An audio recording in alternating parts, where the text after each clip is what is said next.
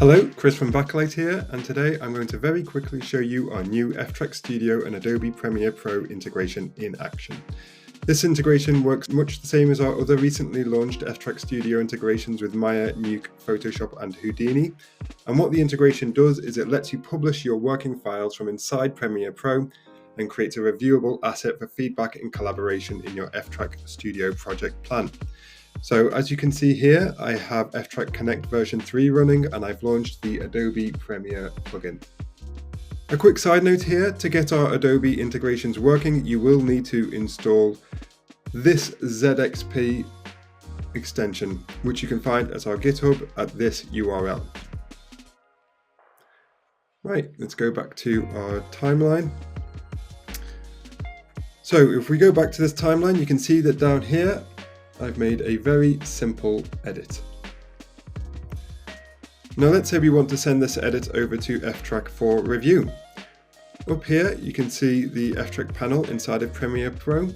Let's open up the Publisher UI. And here it is. So the Publisher UI is used to publish versions from Premiere or from Houdini or other tools into Ftrack Studio for review and collaboration. So let's give our new asset a name.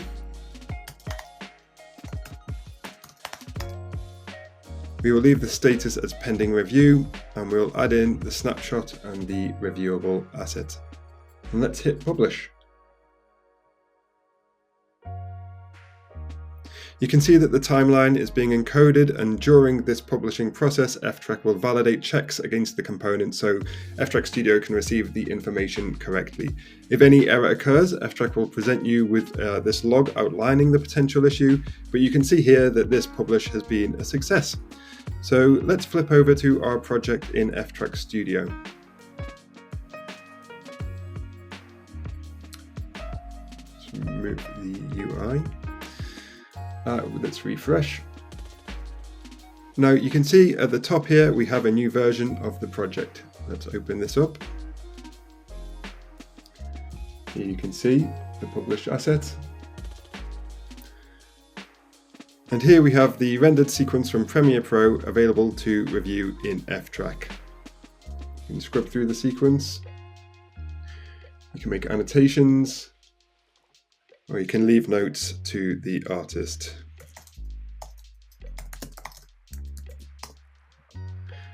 So now we've made our notes, we've given our annotations, the artist knows exactly what they need to do next. So now let's go back to Premiere to look at the opener UI.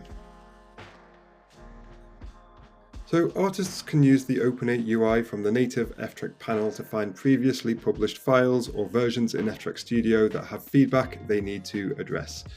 So to show this in action, let's just clear our timeline. Let's hit open. Here's the opener UI and we can see our published asset related to the project ready to be opened. Let's hit open.